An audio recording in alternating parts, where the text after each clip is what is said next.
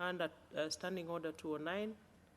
Once this report is prosecuted in the House, there is a duration of time within which the respective executive agency should take it up for implementation. And I'm sure the chair implementation, with the record we have here, and Honorable Kisang will pass this on, that this and many others should be taken up for implementation for the business of the House to be taken seriously. Let's have Honorable David Sankok. Thank you very much, Honorable Madam Speaker, for giving me this opportunity to support such an important treaty. Honorable Speaker, let me start by commending the committee for having done a thorough job.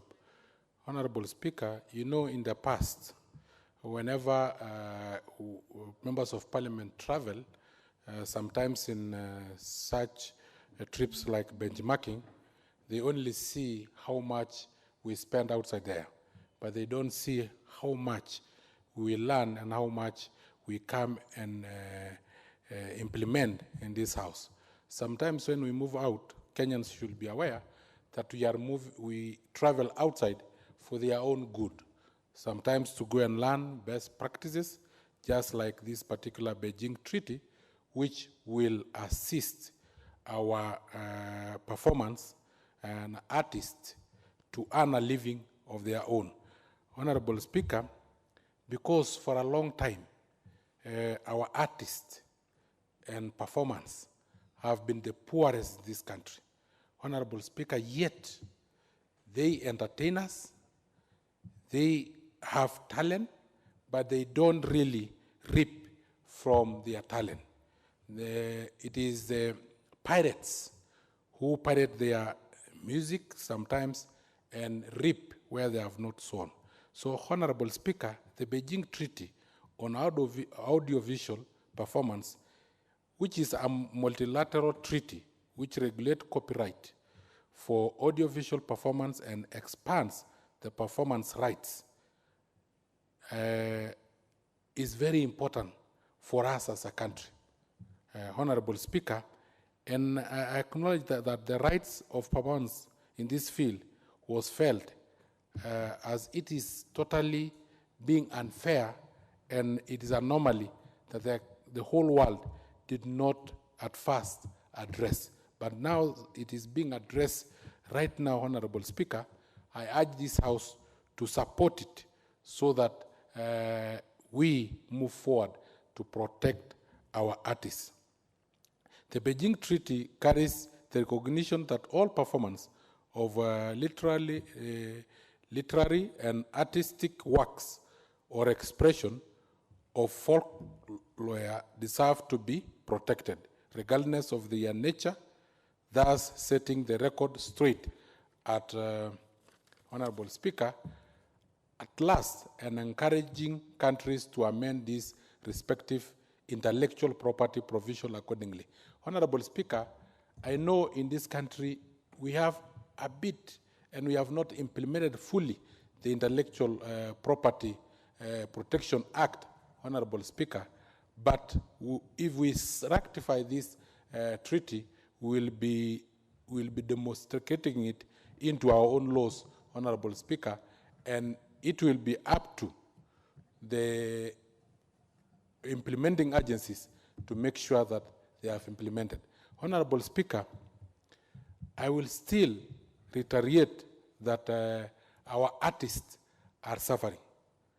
There are people who are reaping huge profits by pirating their musics, by pirating their arts, Honorable Speaker, and those with talent are let down, Honorable Speaker.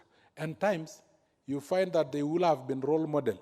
There are people who will have emulated them and develop more talent in this country, Honorable Speaker, which could even be a foreign honor to our own country, Honorable Speaker. But because they are living in abject poverty, no kid, no parent will allow their kid to be an artist. No kid will tell you in high school that they want to be artists in future, Honorable Speaker. But if we protect our artists and performers, Honorable Speaker, then you will find parents encouraging their children to exploit their talents. And Honorable Speaker, we are aware, we cannot all of us become doctors. We cannot all of us become engineers. We cannot all of us become farmers or members of parliament. Because, Honorable Speaker, if then we become all doctors, who will be treating who? If we become all farmers, who will be buying the farm produce, Honorable Speaker?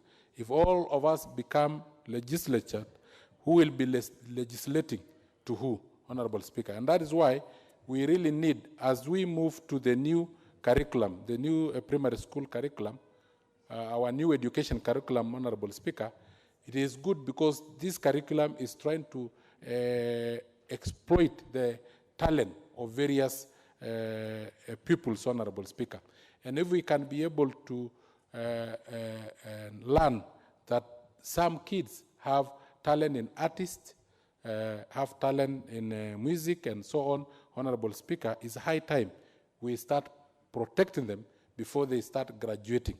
Because what we have now, the curriculum, the education curriculum we have now is a curriculum that will bring out various talents from our children, Honorable Speaker. And if then we don't protect those with talents, like the artists and musicians and performers, Honorable Speaker, then we may be letting down our new curriculum, Honorable Speaker. So, Honorable Speaker, I still commend the committee for having done a good job and congratulate them, and I urge the whole House to support and also the implementing agencies to make sure that this particular treaty does not gather dust in their shelf, but it is implemented for the benefit of our country, as to the benefit of individuals of our country, and also to the benefit of our country because of being a foreign earner, Honorable Speaker, because as I said earlier, there are countries whose musicians bring a lot of foreign exchange to their own countries, whose artists bring a lot of foreign exchange to their own country. We can also as well, because we don't have gold, we don't have copper, but if we can export this talent, then we can earn a lot of foreign exchange from it. Thank you very much, Honorable Speaker. The Honorable Odhiambo Akoth.